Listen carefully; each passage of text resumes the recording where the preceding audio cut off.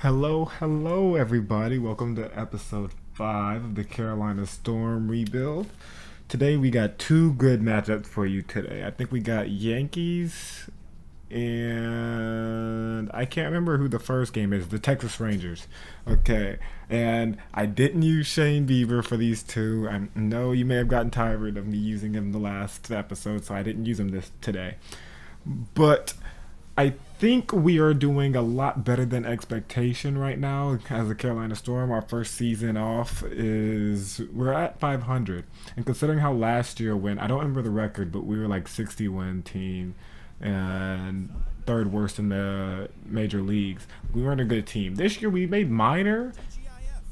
really minor changes outside of Shane Bieber's, and we've done well. Like we're still hovering right about 500. We're not going to be world beaters or anything, but I'm over here thinking we may have like a 20 win differential between the first two seasons, which is a good and a bad thing because I'm still trying to build up the farm because I don't think we have a lot of good prospects still. But I mean, I'm never going to complain about us doing well. So first game we're going against Yoni Chirinos and the Texas Rangers. We're taking them to Charleston Harbor Park. As you can see, the beautiful Ferris wheel in the background. Cedric Mullen, the team MVP. Him and Shane Bieber, the two team captains, I guess I should say. Hopefully they get off to a good start today. But we have, what is that, Marcus Walden, our Rule 5 pick. Well, one of our Rule 5 picks on the mound today. 4.15 ERA in 12 starts. A horrible 2-7 record in 60 innings. 50 strikeouts to 17 walks is great, though. And considering I've only played with him in two of them 12 starts, he's done pretty well for himself outside of the ERA, which is, slightly above average? So, yeah. Well, slightly below average, I should say. Because it's slightly, because I think a good ERA is 3.5, 3.75 in that range. And so once you get above that, you're starting to become a little, below average in terms. But anyways, off of that, as you can see, we get out the first inning with leaving a goose egg on the board for them, and we got Ken Grubb, Mr. French Mustache, flying out to right field. That deep right field. I think it's 375 to both corners and then 420 to the middle to remind you of the park dimensions. And look at that. We get our opening single by Nicky Lopez. See, Nicky Lopez, I don't want him long term, but I may keep him long term as a bench bat because he just does, he gets on base. He doesn't hit home runs, but he always manages to get a single. But anyway, as you can see there, we ground out, and that's the end of the first. Next, we have Walden giving up, I think, his first hit to Adolis Garcia. And hopefully we don't. Oh no. What is that? Yep, it's over the fence. Walden is off to a rocky, shaky start now. 2 runs in 2 innings, so hopefully he can work his way out of this because I don't want to get blown out. But, and that ball drops. He jumps instead of sliding, and of course that was going to be a caught ball. So now he still has a runner on base with no outs, but he gets his first strikeout of the day on the top of the second. Hopefully he can get a second one here. Nope, we walk Nick Solak, which was probably better than pitching in the zone to him. And we get strikeout number 2. So he's starting to warm up a little bit. Let's see if he can get out of this without any more damage. And 3 strikeouts to get out the inning. So that was very crucial. Anthony Santander. Is it gone? Is it gone? No. Are you serious? This is a deep park. Most times you can't even get there in time, but he got there just in time and snagged it from us. Look at it. 99.6 route efficiency. Ran over 100 feet to steal a run from us, and it is 2-0. And then they line one out to, left center. And nobody's even close to there. Cedric Mullen can't even pick up the ball. And he's got a noodle arm, so you got to show it to the cutoff man. Jamai Jones, everybody. I was not expecting a home run out of him. He's an 8-hole hitter with 417 feet to left field. Yoni Chirinos, we lit you up. Jamai Jones got us on the scoreboard. What is that, 1-2 now? Give us a little breathing room so we won't be down. I mean, so it's not a huge lead they have us on anymore. We can tie this game up with one swing of the bat now. Jamai Jones, also not a long-term piece, but he's trying to make his case, it seems, or at least his case to get out the 8-hole, because nobody likes to be there. That's not an RBI spot. Austin Wynn. Ooh, he wants to get in. So our worst hitters are trying to get in on the action right now. Look at that. A double by Mr. 15 speed Austin Wynn, the backup catcher. So we platoon first base, yeah, as Nicky Lopez again gets on base. We platoon first base and we platoon catcher. Pedro comes in against lefties, which is why his numbers look really good because he only has to hit against lefties. And Austin Wynn hits against righties. He doesn't hit well against righties, but I mean, it's better than Pedro. And then first base, Trey Mancini, who's a monster against lefties. And I think we have Ken Grubb, who's average against righties. So, like, we just platoon a lot of bases because no one's really good enough to deserve every day at these positions. And honestly, I think we platoon left field a little bit too, because I think on lefties it's Austin. No, on lefties it's Andrew Vaughn, I think, and on righties it's Austin Hayes. So like it's just a bunch of platooning. I think the only places that are on lock, as we get another strikeout by Marcus Walden to end the fifth, the only positions on lock are center field. I think Nicky Lopez starts against both because he just gets on base, and then Anthony Santander. I can't even remember who our third baseman is. It's just how irrelevant that position is for us.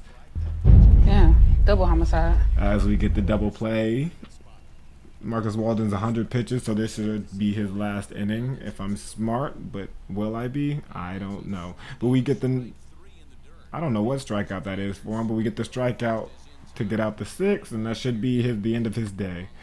Nicky Lopez again gets on base. Nicky Lopez is quickly becoming a fan favorite because he doesn't end the inning. And Cedric Mullins is just foul.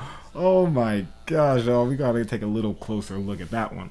That would tie. No, we'd be up because Nicky Lopez is on base. So we actually need to see that again because that one looks close. I'm sure we could all see the ball go in front of the foul pole, but it looked like it was like less than a foot, which is like irritating because if you would have sat back like literally just one frame, it would be a homer. Look at this. It has a home run distance. They're looking at it. And I know there's people in the Ferris wheel just looking at that thinking it's going to hit them. And it starts to lose little steam and falls just in front of the foul pole. That's less than a foot, if that. What's it going to say, 1.8 or something? Well, we're still down one. Cedric Mullins, let's see if you can recreate it. The same at bat. No, we strike out. And we are down 2-1 still. Travis Lackins Sr. comes in, 1.45 ERA, one of our best arms in the bullpen. His whip I think is pretty high, but he doesn't allow home runs, so it doesn't hurt us too much. He gives up a hit right there, as I was talking about his high whip. Like he gives up a hit. He gives up hits. And the ump robs us of a strike call right there. So now there's two on the base, and it's looking shaky for Travis. And they're not going to test us because Anthony Santander would have had him hosed, and they learned their lesson. All right, but that gets in, and Travis is not having a good inning because one run comes in, the bases are still, two runs come in, and the bases are almost loaded. Can we get the double play? No, not in time, but we take out the middle. So only one man in scoring position instead of two. But I think I cut it off, but we got out the ending, obviously, with no extra runs. Hunter Wood, the reliever, comes out at the bottom of the seventh because Yoni had a very productive day, but I think he got over 100 pitches, so they just sat him. So we have Santander up at that, 0 for 2 for the day, but easy 3-1 count. We can work a walk here if we want, and we get the walk. So we have one on base at first, and hopefully that bodes well for us coming back in this game. because it's not looking too well right now. Ooh, Pat Valaika, the second. Oh, he's our third baseman. He gets on base. Now we have 2 on, 1 in scoring position. And is that 3 on? No, but we can move. Can we move him to third? Yes, we can. Santander tags up to third on the bad throw by the center fielder. They bring out Brett Martin, and we ground out into a double play. Nobody scores. The end of the 7th. It is still 4-1. Ooh, we get a friendly call by the ump to strike out whoever that was. I didn't look at the name. And as we enter the 8th, well, we're still in the 8th, and we let somebody on with 2 outs. Hopefully, I don't think we can take any more runs, so we get out of that, and we get a walk to get on base for, what is that, Austin Wynn? Oh, I guess that was the end of it, was that walk. And now we're on trying to strike them out so we can have our comeback in the 9th, hopefully. And Will Calhoun on base by a walk, but we strike out Adolis. Cole Sosa gets us out in the 9th without a single additional run. So that's all I could ask for him. Now we have Cedric Mullins mashing the changeup. Does it leave? No, it does not, but it is a ground rule double. So he was taken, the home run was taken from him, but he gets on base, and then we have Trey Mancini trading places with him and sending Cedric Mullins home. So now it is 4-2. The comeback is on. We have no outs, and there is still, I think we still have 1 person in scoring position, and wow. Santander, the moonshot to right field to make up for Cedric Mullins' stolen home run earlier to tie the game up. Now the goal is to walk off and get up out of here in the 9th. Oh, I know the Rangers fans at home are screaming at their TVs asking for Payampas to be fired because he has given up quite a bit of runs in the 9th, and I think he's supposed to be their closer. It's been a horrible day for the man. But we are now officially tying up the game. 421 feet to right field for Mr. Santander. That would have cleared in any part of the ballpark. I think except direct middle because it's at 420, so I don't think it would have had the height if it only landed. Oh, now its projected distance was 420, and it said 421 earlier. I don't know if y'all saw that. Fix your game, MLB. They bring out Mike Fultonavich, which in real life is one of the worst relievers in the game right now, and he gives up a perfect double. And so now we have someone in scoring position. I think it's Pat Valaika. Yep, it sure is, for his 7th double of the season, and now we're in walk-off position. Jamai Jones, the one who got us on the board, can he end it? Yes, he can. That's the walk-off victory. Jamai Jones, player of the game. He had the lead-off home, or the home run that put us on the scoreboard, and then he had the walk-off single. What a day for that man. I know he's trying to earn his way to be one of our permanent bench bats. Will he? I don't know. But that is definitely off to a great start. Lining that out to just past the outfield into, like, what is that, left center. And Bubba Thompson, their center fielder, can't make the throw because Pat Valaika was already on third. So we get out of that. 30-32 is our record now. So it's like 2 games under 500. And now we gonna go to Yankee. The plan is to go to Yankee Stadium and see what we can do. Challenge ourselves, I guess, because the Yankees are obviously a better team than us. Our records are actually almost exact opposites. We're 33-41, so we're kind of falling off a cliff now. I must have jinxed him. We make the start here. Grayson Rodriguez was supposed to be in our starting lineup, but he's been hurt all year. So we swap Jorge Lopez, which just wasn't amazing anyway. So put in Grayson, who also hasn't been amazing this year, but he's at least he's a young gun with more potential. So we put him out there, and I think he gets to start today, if I remember correctly. But yeah, 33-41. And our division leader is the Yankees, who are 41-31 or something like that. Anyways, we're just looking at our depth. See, the team should be kind of nice later. You have Adley, who projects out to be nice. They have Pierre, the catcher from the first draft, projecting out to be left field because Oh boy, Rutschman takes his is gonna have the position on lock is what they claim.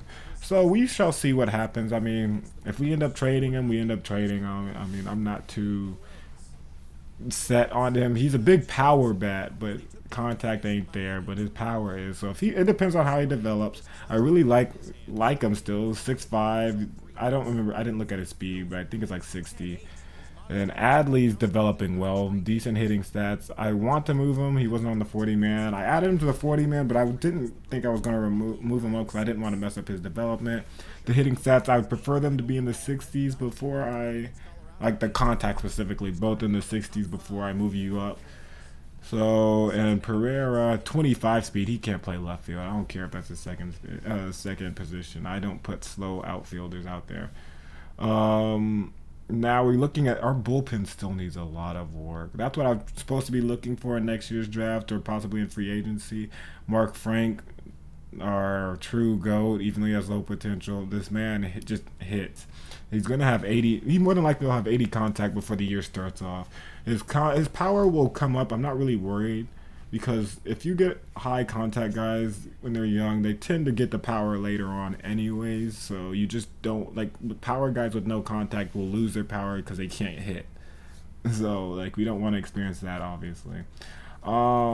Next we got the Yanks. Grayson Rodriguez, and I think it's versus Garrett Cole, the ace. So it's the bottom of our rotation versus the top of theirs. It doesn't bode well for us, especially with them already being a better team. But let's see what we can do. 302 batting average. Oh, in this series. I thought that was for the year. I was going to say they are mashing baseball, but they're batting well against us. 5 earned runs. So we've been getting kind of handled, not going to lie to you. Although that's wrong. That was 7. Oh, well, I guess 2 of them are unearned then. But the games have been close. I'm looking at it, and they're at home, so we've been competing at least. Which so I'm sorry, y'all aren't gonna notice a difference, but the mic started tripping. I had to redo the audio from this point on.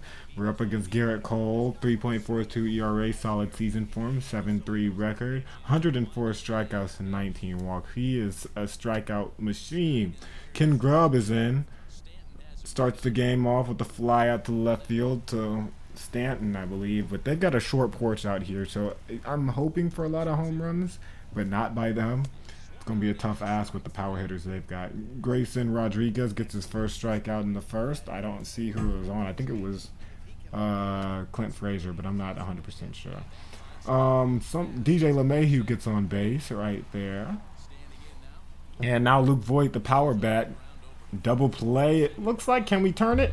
Yeah, double homicide. Yes, we can. Double play to get out the first. So 1 strikeout and a double play. That's 1 hit. But we're scoreless first. And oh wow, we missed with our pitch, and Juan Carlo takes us deep. That one was a moonshot. You never even saw the ball. 446 feet. That almost left the park. And now it's not looking like a great start for Grayson as he gives up another base hit. And there's 1 on first. But we get a horrible swing, an embarrassing swing by Jose Iglesias to get our second strikeout. That slider was never even in the zone. And Garrett Cole sometimes gets loose with his control and walks Ken Grubb to get on. Now, let's see. Oh, and Nicky Lopez, as I said earlier, Nicky Lopez gets on base. But that's the end of the inning. We don't score anybody. And wow, Mullins cuts off the ball and takes a tumble. But 6 speed means he's not going to be able to even test that tumble for a double. So we keep him on 1. And can we turn the double? No. Grayson Rodriguez is getting hit around in his first start. And he's looking like he wants to be back in the bullpen, but can he correct it? It's still only 1 run. He gets the strikeout on John Carlos. John Carlo. I said John Carlos. But, Jamai Jones. He's starting to earn a spot in my heart, especially since with that 80 speed. Y'all know how I am about speed. 80 speed is perfect for somebody that wants to stay on the team. Ken Grubb.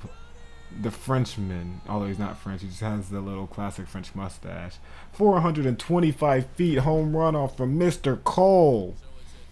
Gosh, Ken Grubb, I like him. I don't know where he came from, but he's got gold defense at first. He can hit righties. He hits for a little bit of power. And look at that. 3-run bomb on Garrett Cole. We are up 3-1. And then bring out Jonathan Lozaga, who is trash, because Santander takes him deep. And it is now 4-1. We are getting loose in Yankee Stadium. 448 feet. The balls are flying out in Yankee Stadium. And for the away team, not for the home team for once. So it's boding well for us today. A lot of runs given up, and I think this is the 4th inning. And I couldn't be happier. Ooh, was it the 6th? I'm tripping. DJ Stewart, the hero from last game, or 2 games ago, the walk-off win. Gets on base, and Jamai Jones grounds out to the shortstop. Oh my gosh. Balls are it's a lot of balls in play, which is a good thing, but it's a bad thing because we're trying to get strikeouts with Grayson. It's a good thing for us, bad thing for them. And a blooper gets there, but look at this. We let it fall, and their dude went back to first because he wasn't going to make it, and now we were able to get the force out at second for him. And can we turn the double play? It seems we can. Double homicide. That's our 3rd double play of the episode. Man, the defense is clicking, which is all I want on my teams, if y'all didn't know, is defense and contact. We building total moneyball teams out here because we ain't got a lot of money, which is why Mark Frank's so crucial for us with the 88 speed and the high contact. Another single given up down the direct middle. It seems like all the balls he gives up are between shortstop and second base, right over the actual second base. But another double play. Yeah, double homicide. To get out the 7th. That's our 4th of the video if you're keeping count. Cedric Mullins. Another moonshot against Corey Kluber. How far that one go? 410 feet. The balls are there's no wall scraping out here. These are just like no doubters, time after time. Cedric Mullins got robbed in the last game. Well, not robbed, but he couldn't keep it fair. And so now he gets his moonshot back, and he's having a great season. I think his OPS now is still over, like right at 1,000, and we're a decent way into the season, over at 60 games. So it's looking like it's going to be an effective season for him. Ooh, a dot by Grayson Rodriguez, who's calmed down. He's let a lot of balls into play, but he's still kept it 1-run game. Is that Pat Valika getting loose? He didn't get total. Oh, that's Jamai Jones. Oh, baby, a triple! Sorry for how loud that was. And we are gunned down at the triple, so we did not get the triple. You hate to see it. Kendall Graveman comes in. Can he get the save? He's had a rocky season, 4.5 ERA. So he's not making me feel too proud of this investment I made into him. Let's see if he can close this without any runs. It's off to a horrible start. A single to DJ LeMahieu. And with no outs, but can he change that? Luke Voigt hits one straight between shortstop and second base where all the balls have gone today. So that's 2 on base, no outs. Juan Carlo. Ooh, double play? Can we turn it? Yeah, double homicide. That's double play number 5 of the episode. The defense is clicking, y'all. And just like that, it looks like it's going to be a scoreless inning as the hitter flies out to right field. Santander, who was not paying attention but still makes the grab. And that's a win against the Yanks for us. I don't even know who that is. That's probably Grayson. But it's a great game. We get us a win. That's 2 wins in the video. We're still below 500, but we get our 2 wins. And, we can't ask for any more. Productive day. We had less hits by a lot, but all of our hits pretty much scored outside of like 1. And so that's the end of the 2 videos today. The Mets offered us a trade trying to give us Jose Peraza, but I think Jamai Jones has been performing well enough lately to really make picking up a second baseman right now a moot point, especially when we have Noelvi Garcia and that Mauricio Jimenez in our system that are developing for later. We just need stopgaps, and they're performing well enough. Our stopgaps are performing well enough right now. So that's where we in the gameplay for today. We see Shane Bieber 3.36 ERA. When he came over, he had a 5.5. So I guess he just needed a new start. He wanted to get out of Cleveland. Can't blame him there, because South Carolina is a much more beautiful city. Got the beautiful coast. Y'all seen the park, the pier at Charleston Harbor. Cedric Mullins, look at that, 287 average. His stats are insane. Contact's great. The power starting to follow him up with the 70s. This is what I'm talking about with contact hitters. The power just follows. 1,000 OPS, and we only paying him 1.4 mil for the next 2 seasons. After that, it's gonna get a little shaky on how we gonna pay him and if we can keep him, but we will see. He will be here for at least the next year. Adley Rutschman showing the stats again. Look, he's ready, but Pedro's fighting him off, and Pedro's not playing bad. 277 are average, so it's like, why would I? Like, I don't need to bring him up and potentially have him risk having him a bad season right now. So he stays down for now. Pierre Pereira is developing, is all I will say. Ken Grubb, the pencil mustache goon from the Dominican, who's actually having a rough season for us, but he got loose. And Ryan Mountcastle, I want to bring him up next year. He's ready this year, but I just don't really have space for him outside of on the bench, and we have enough lefty hitters on the bench. So that's all something I got to clear up later. As you can see, we have a lot of shortstops, and we added one more. So Noelvi's coming up next year. So is I think that Vavra guy, I think I'm probably going to trade him for a bench bat. But anyways, that's all I have for you guys today. Be on the lookout for episode 6. I think I'm going to try to get it out by Saturday. I appreciate y'all tuning in. Hit that like and comment what your favorite moment of the video was. And if you haven't hit that subscribe button, I'd appreciate it if you do. Thank you for tuning in, and hope to see y'all back for episode 6 of the Carolina Storm Relocation franchise. Peace.